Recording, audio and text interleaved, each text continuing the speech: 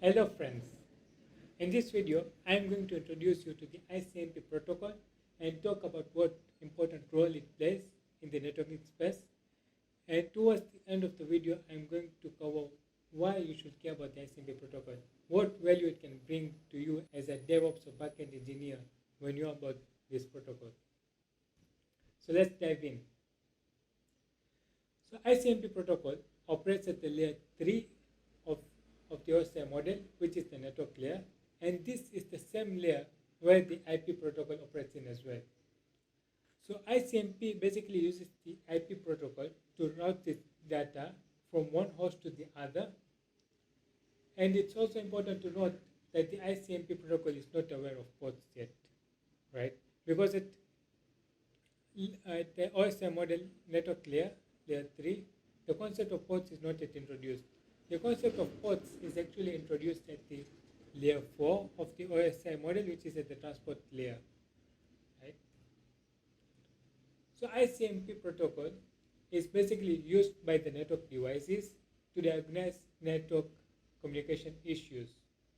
When a device encounters an error trying to send packets across a network, ICMP is used to send error messages back to the source of the original packet.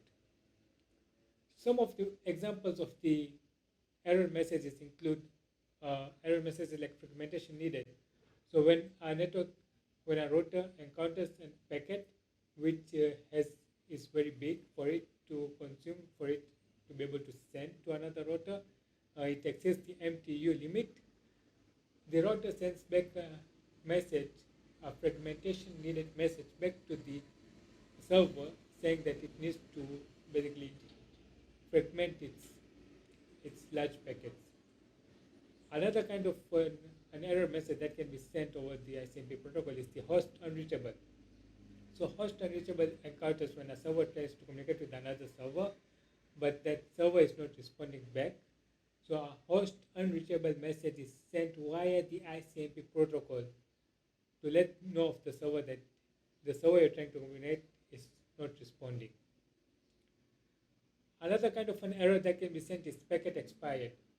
So when a TTL of a packet, of an IP packet expires, packet expired message is sent back to the server to let know of the server that the TTL of the IP packet is too small and it needs to be increased so that the packet can be successfully reach its destination, right?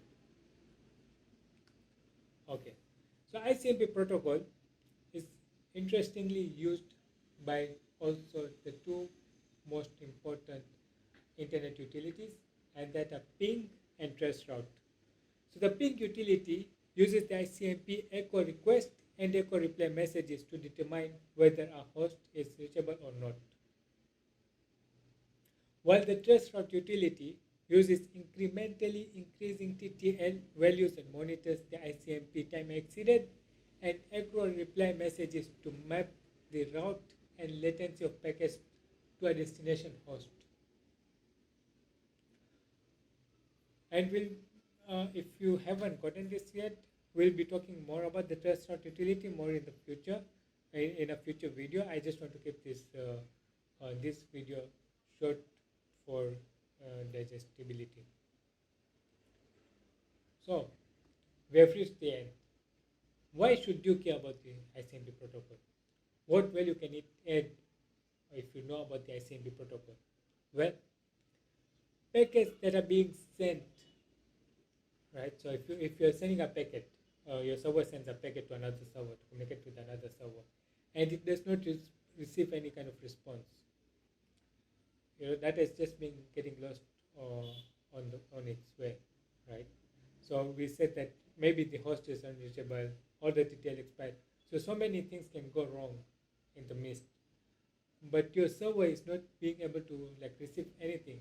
So this can give you a hint that the ICMP protocol is being blocked by the firewall, and you should immediately go and check your firewall configuration to make sure that the ICMP protocol is not being blocked. Because if you are blocking this protocol, you will not be able to receive any kinds of error messages back, right? On the contrary, right, if you have opened your ICMP protocol to the entire world, and people can use it to send your server messages, then attackers can use the ICMP protocol to exploit your servers. So one of the most common way they can exploit your server is by sending so many packets at once. This is commonly known as the DDoS, or the flood attack in the ICMP terminology, and it can overwhelm your server. So you also want to place a limit on how many packets the server can receive via the ICMP protocol, right? Right.